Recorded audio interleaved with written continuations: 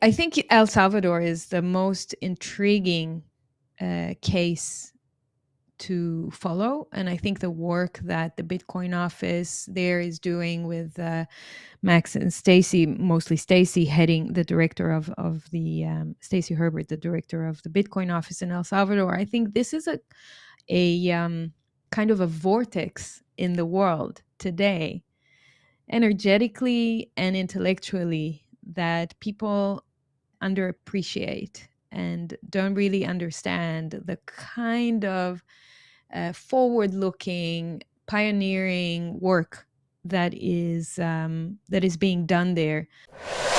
Hey guys, welcome back to the show today. I'm here with Efrat. She has a fantastic podcast. She's also an independent journalist. How are you doing today? I'm good. Thank you for having me, Maurizio.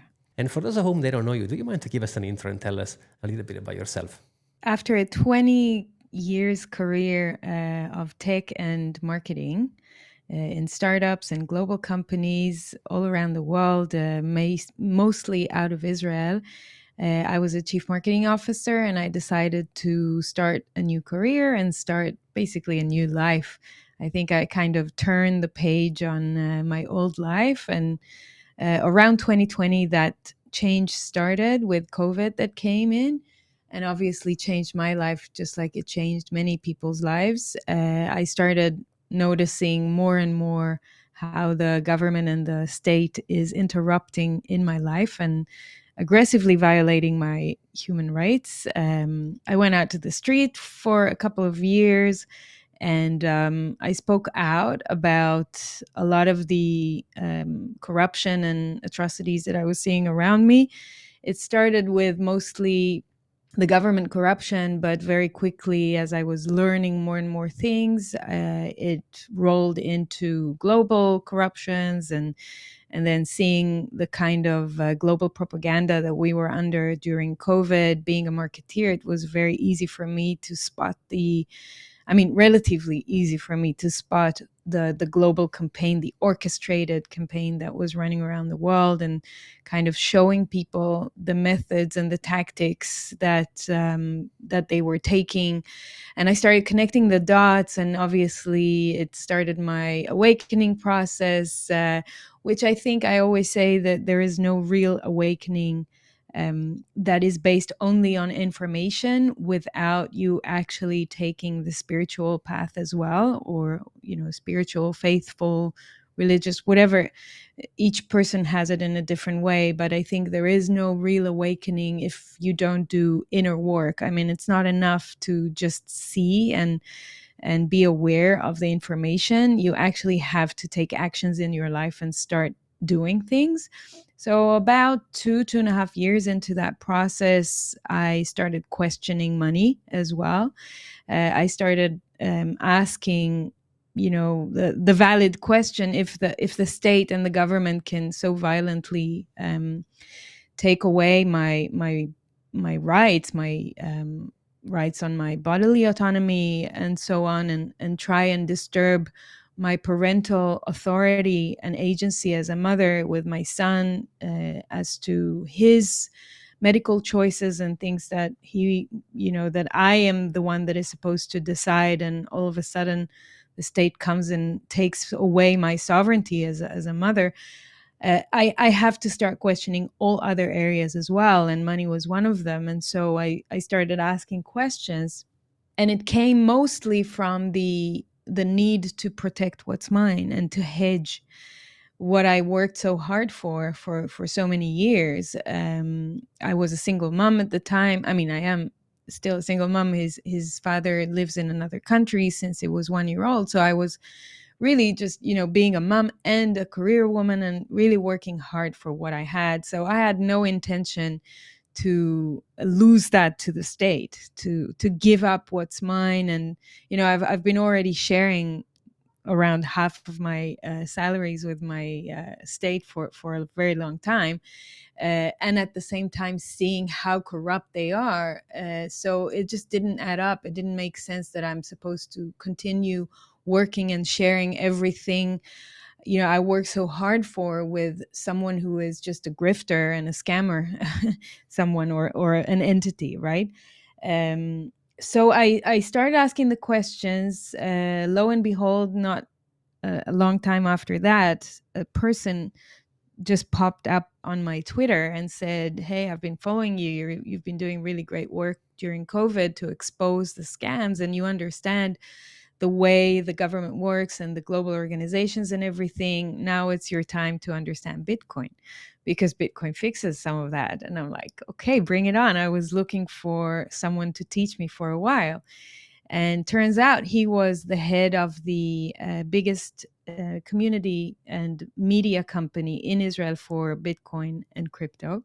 And he sat down with me and answered all my questions and even helped me do my first transaction. And then he got me the Bitcoin Standard book and showed me the way, basically. And from that moment on, I was, running a marathon on my own, doing the same kind of process that we hear a lot of Bitcoin maxis going through, reading a lot of books, podcasts, just consuming every spare minute I had on understanding Bitcoin, because not only I then got my answer to what is money and how it works and what the fiat system is designed to do, but also I got a solution which was amazing, because this whole time I was really focused on so many of the problems that we see in the world, and I all of a sudden could see a potential for society and for humanity to behave in a different way under a different type of framework, type of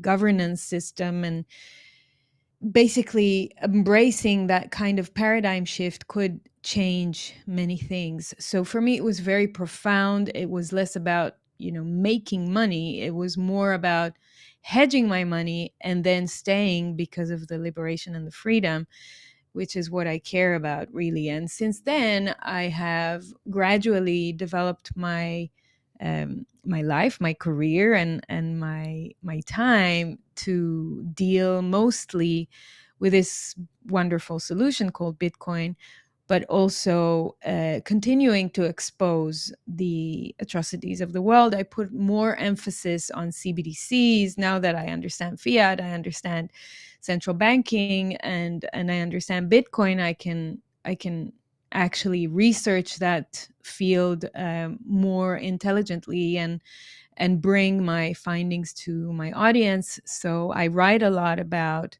surveillance of the state, CBDCs, stable coins, the global agendas, the UN's Agenda 2030, and everything under which, starting from COVID to climate to, geoengineering, and many other topics that people sometimes are too afraid to touch or don't want to touch because they think it's a conspiracy theory. While I don't care about those titles and those names, I go for the documents, the receipts, the actual proofs that we can find or evidence that we can find for the kind of plans and programs that are being rolled out under our nose as we sleepwalk into a very dystopian future.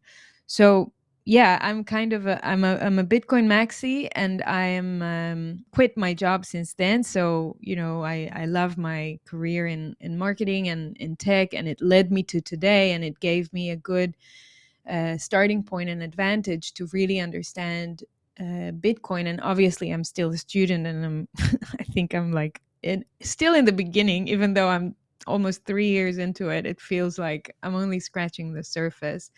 So I think my background has prepared me to today. I think the fact that I have such a good technological background, but also marketing and communications, allows me to embark on a new career with podcasting, writing, public speaking, which I do a lot of. I speak in a lot of the conferences of Bitcoin or freedom around the world. Yeah, trying to really give people that informational, educational source that they need, side by side with some spiritual content and an emphasis on inner work, and yeah, and really looking into yourself in order to advance your own personal journey into sovereignty, and not just your intellect and understanding of the things that are happening around the world. So yeah, that's my short background. I have one son. He lives in Australia now with his father. He moved there after the war has started. I live in Israel, so I experienced this horrible war. That's me in a nutshell. I used to live in Australia for 6 years, so I have an Australian citizenship as well, but I don't really, I mean, I think it's great that I have two citizenships, but I'm definitely not proud of either one of them since COVID started. Well, thank you for sharing your story. Incredible, and congrats on the 100,000 on Twitter. So Oh, really, yeah. really Yeah, well I reached deserved. 100,000 on Twitter more or less around the same time that Bitcoin did. Yeah, it's amazing. I was like dancing together with Bitcoin on the close to the 100K, and then I reached it, and it's really fun. It's actually, it's not about the number. It's about knowing, like getting the signal from the market that people are actually finding what I do and what I try to provide for them valuable. And that's what it's about, because in this second round of my life, it's not about getting rich, or it's not about working hard just for the sake of having more. It's about serving humanity. So if I can find some indicators to the fact that what I do makes a difference, then this is one of them. A number of people that just grows all the time. So it's about 180,000 in all my channels, which is really great. This incredible asset offers so much, portability, divisibility, transferability, but also property, which is my absolute favorite. So do you see Bitcoin more as a store of value or as a currency? What's your take? I think it really depends where you are and what your circumstances are. I've just spent 5 weeks in El Salvador in December, January. No, actually in December, November, December.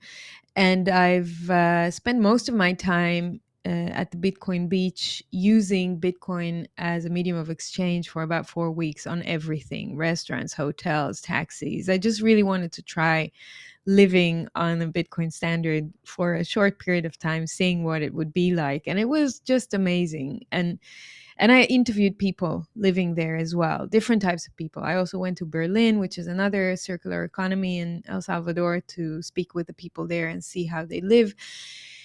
And, there are merchants there that accept Bitcoin and value Bitcoin. And I asked a lot of them the question, why do you accept Bitcoin? And almost all of them, actually all of them, said because it helps us save. And these are people that are, on the most part, very poor, or at least not wealthy. They don't have a lot of money. And they're talking about savings. And they actually say that they have never thought about this savings mechanism before. So they use Bitcoin as a medium of exchange in order to use it for a store of value. Right? This is like the trajectory for them. The path is, first, use it as a medium of exchange so you can gather some of it, so you can use it as a store of value. So I think there's no doubt that the winning use case is store of value. But for some people, getting to that use case is only enabled if you're using it as a medium of exchange, because you have to accumulate some, and you may not have the money already in savings to transfer it to Bitcoin and start saving. So you need to acquire it by, getting money, Bitcoin, for your goods and services that you provide. So it depends where you live and what your situation is, and obviously what the regulation is in the country that you're in. But if you can accumulate Bitcoin through providing goods and services, I think that's amazing. Automatically we think about getting to the store of value use case through converting the savings that we already have. Many people don't have savings. And so, yeah, getting donations or getting paid in Bitcoin for what you offer is a great way to get there. Even here, in Israel and Gaza, you see a lot of fundraising for people in Gaza in Bitcoin, because obviously they have nothing that they can convert in order to save in Bitcoin. And for them, even thinking about the term saving is so difficult. But when they do fundraising and people transfer Bitcoin, they try not to touch it. And then it teaches them to think differently about money and about preserving their hard earned energy, hard earned, time and energy through work. So I think store of value is the winning case today. I think it will change in some places around the world to be more and more medium of exchange as well, especially in smaller communities around the world. I also spent some time in Prague in the conference called Liberty in Our Lifetime. It's an organization called the Free Cities Foundation, and a lot of cities or small communities around the world that are trying to create a sovereign model of living and a sovereign model of governance where which a government is a private entity that provides service to the people. Naturally, a lot of these people that are very liberty oriented or libertarians, they think about the medium of exchange straight away as they start to design their communities, and some of them go the wrong way and think about their own crypto token for their community.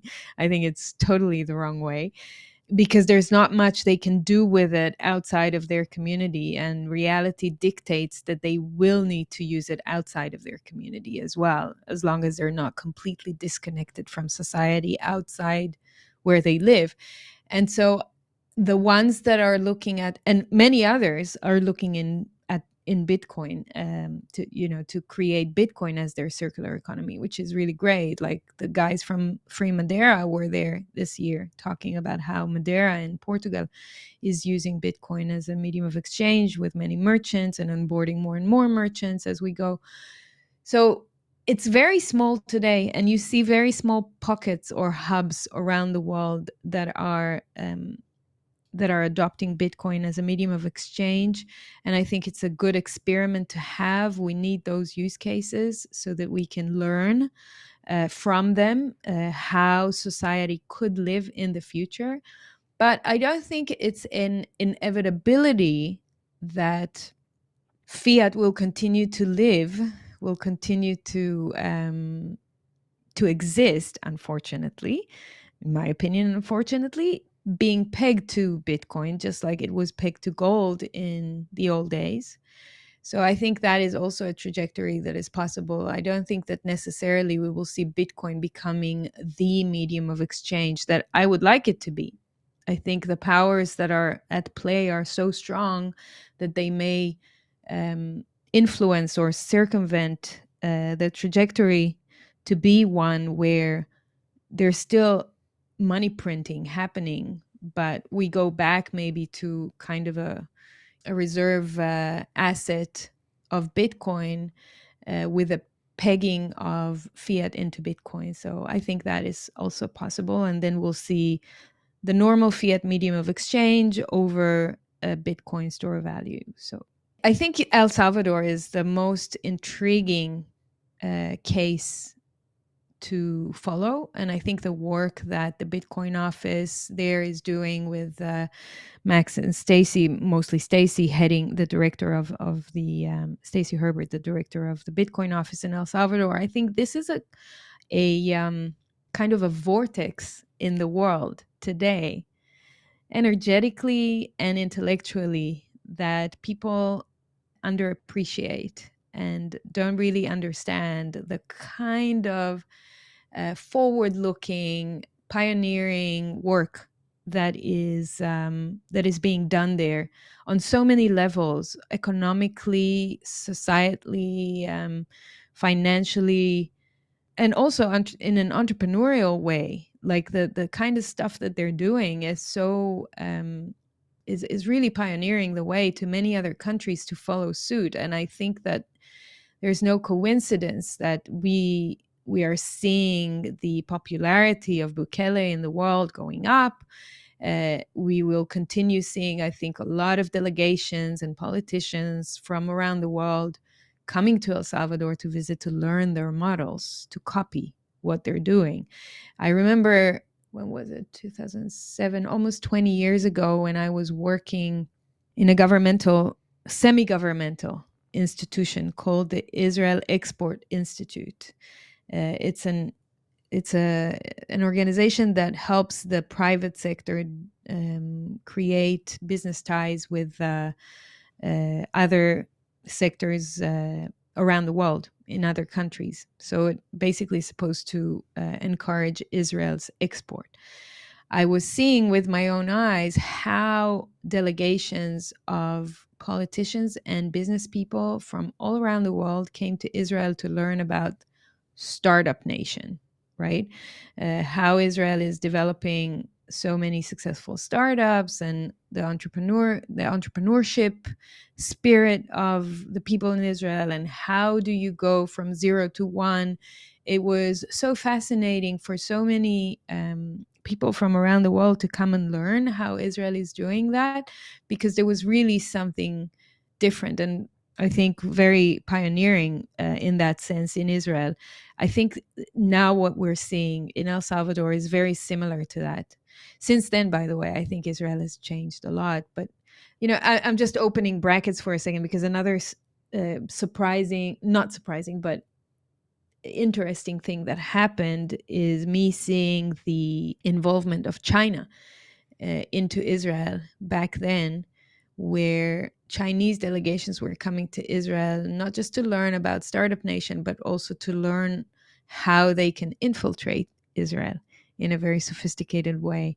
And in many ways, the early signs of China's strategy, geopolitical strategy, were there at the time I was working there. So I could see how they were coming to create ties with the Israeli industry, to invest in a lot of startups, to put their money into academia, into universities, to start sussing out and later on purchase a lot of the critical infrastructure like ports and other critical infrastructure entities in Israel. And the same thing is happening in Africa, right? So China's involvement into certain countries is very interesting. And is it a coincidence, what I just said now, that just like El Salvador is now leading the way in entrepreneurship on the Bitcoin trajectory, China is one of the leading countries taking interest in El Salvador as well. And you're seeing China funding a lot of the big projects that are happening in El Salvador. So that's another interesting connection to watch. When you go in San Salvador to the new library, it's a beautiful new building that has so much culture and beauty in the main square of San Salvador. You see a big sign on the wall saying sponsored by the Chinese government. There's no coincidence. They know they're very smart, the Chinese. So I think that's another thing we should watch out for. But I'm sorry, I went all the way to China. We started with a store of value versus medium of exchange. No problems at all. And I wanted to ask you, I mean, you mentioned a couple of interesting things actually. Do you think we will see this time or this cycle? I like to think about cycles, these 4-year cycles. Bitcoin is still attached to it. Maybe it will change, maybe not. Who knows? Time will tell. Yeah. But do you think we will see in this cycle involvement of government coming in and starting to accumulate for a strategic Bitcoin reserve? Because today Trump is going to take charge January 20, and he promised in Nashville when we were there chanting free Ross and all the other stuff that he would have considered, and Cynthia Loomis was after him talking and saying we have a bill.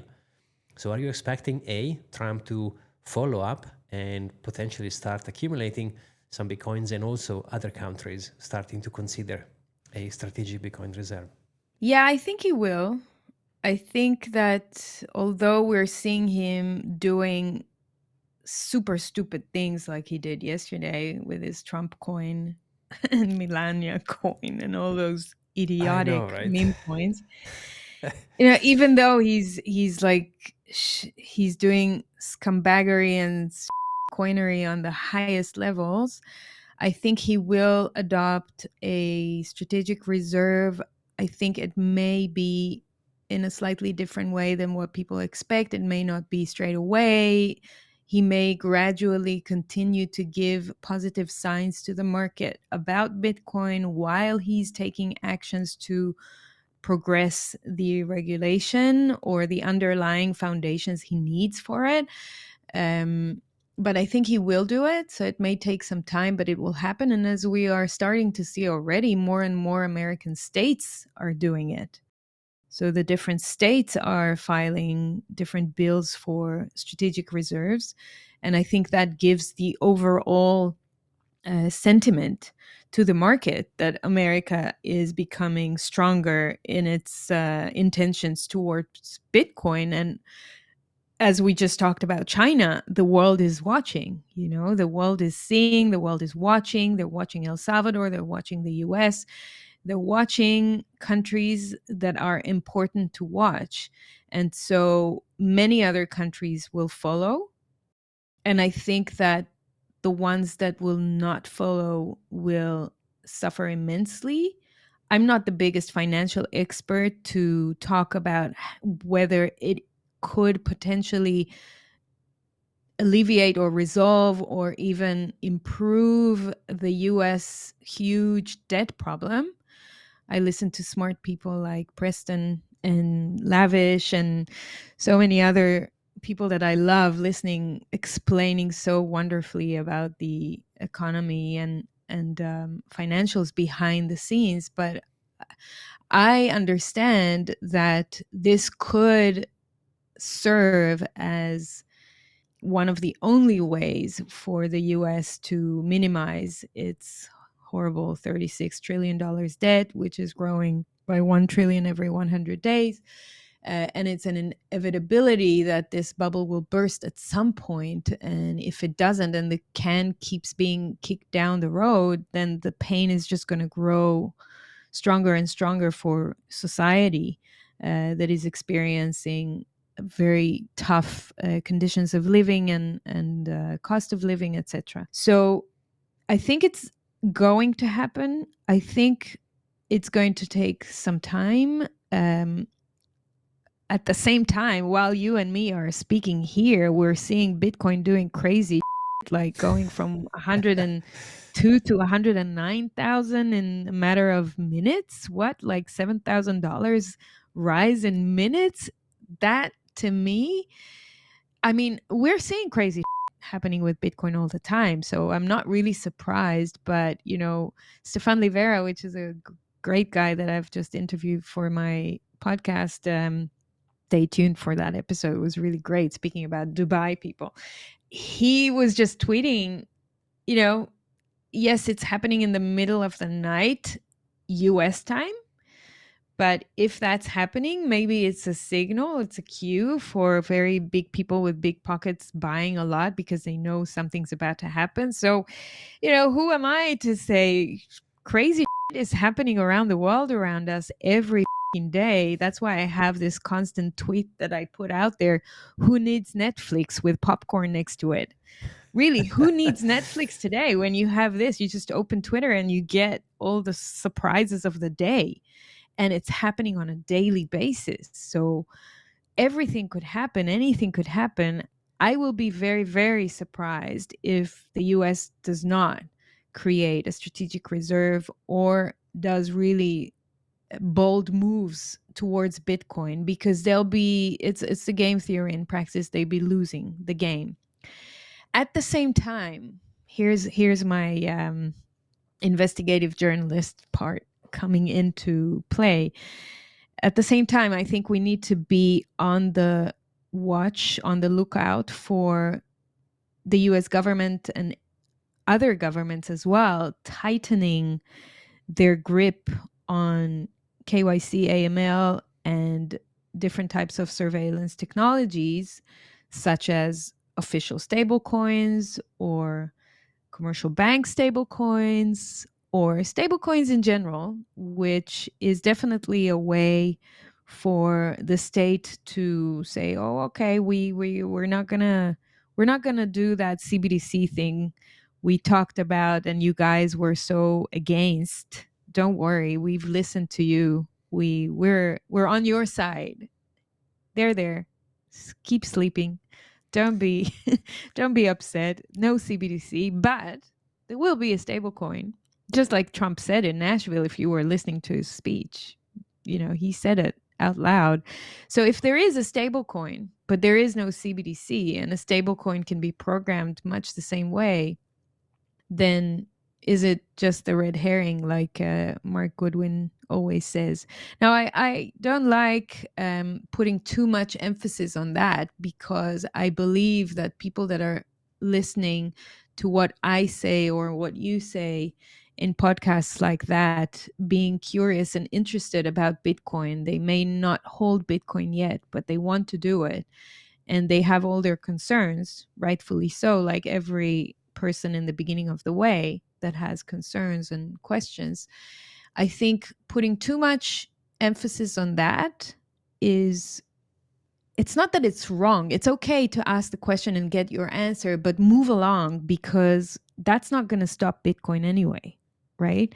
So even if the state is going to try and manipulate the price of Bitcoin through pumping and dumping and, tethering and printing more T-bills and selling them to more companies like Tether to buy them in order to continue to globalize the dollar and continue the fiat game, da da da da da. And it all may be true. It all may be happening. That doesn't mean that Bitcoin is stopping to be a permissionless you money kind of technology. It's not stopping. It continues every 10 minutes, every 10 minutes another block, and every second of the day when you want to, you can use your Bitcoin. And if it's with you on your own self-custody, then you are the bank and you are the sovereign, and they can continue with their stable coins and coinery and CBDCs and all that noise, and you keep staying focused on the signal. So it's important to be aware. It's important to know that, and it's important to maybe raise the awareness for what CBDCs are, stablecoins are, state control, surveillance, governance, and KYC, AML. But at the same time, study Bitcoin and continue, because that's not going to stop. Just putting my conspiracy theorist hats on, which is always on, by the way. I think about whenever there would be another pandemic, they can say, well, if you don't do what we say, we can freeze your entire bank account just like this. Because banks now, even though they can, it's still a bit more tricky. But if you have stable coins, if you have USDT or USDC, well, then it's just a click. I think it's a marketing tool, and it's going to allow Bitcoin to, promote itself. I also like what you said about the Trump administration pushing forward something that was already in movement anyway. Okay, if Kamala would have won, we would have seen maybe a different price. It would have happened anyway. So they just accelerated the fact that Bitcoin is a new technology and it's getting part of our lives. Of course, it's going to have an impact because Trump has appointed, and by the way, I don't trust Trump at all. I don't trust any politicians. But what he's doing, which is interesting, is appointing people. And I like these people. Some of the people he appointed. Artie, I really encourage people to go check out the a wonderful thread that our friend Daniel Prince has done about the connection between Elon Musk, David Sachs, and Trump to Solana, and see how there is potentially a conflict of interest there with the appointment of David Sachs to being the AI and crypto czar of the American government. So I think people need to read that and be aware of the connections that some of those experts or people that Trump trusts. We need to be aware of their interests as well, because there's always the incentive structure that is driving people forward, and people who are still busy with pumping their bags and creating more gain, and are natural influence of greed and corruption. I'm saying natural because this is unfortunately the normal default state of humanity today. The default state is greed and corruption. If you wanna live a different life, you have to actively snap away from that cycle and decide that you change your values and you change yourself, and you're no longer about oppressing or taking advantage or using someone else in order to make money. And so when people like David Sachs have so much incentive to push a Solana based technology into the forefront, or in the form of favorable regulation for so many companies that are based on the Solana blockchain or Solana itself, then we as Bitcoiners, I think it's our responsibility to shed light on that too. So I highly encourage people to go check out the great viral thread that Daniel Prince did on that. There's some good investigative journalism for you there. I'll definitely link that in the description so people can find it easily. Good. Fantastic. And like you said, it's all about where you want to look, right? So if you look into the El Salvador, for example, case scenario, they are showing how to do it. I interviewed Max and Stacy when I was there in El Salvador. That interview will come out in the next few days. So yeah, watch out for it, because it's going to be an amazing interview.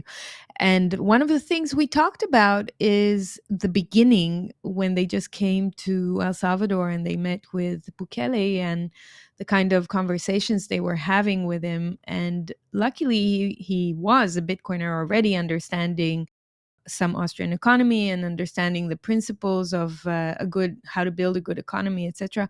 And so they advised him to stay away from anything to do with coins or crypto. And he got it straight away, because for him it was like a no-brainer. I don't want to continue that cycle of endless printing of money that creates more and more inflation and steals and robs people of their time and energy. I want to actually do something good for my people.